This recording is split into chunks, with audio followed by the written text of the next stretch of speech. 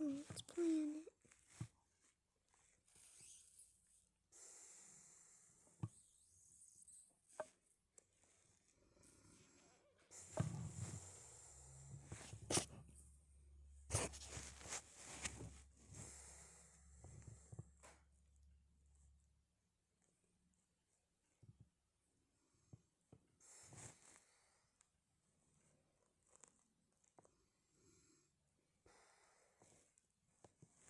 People are going viral because they look like celebrities. Scan your face. Find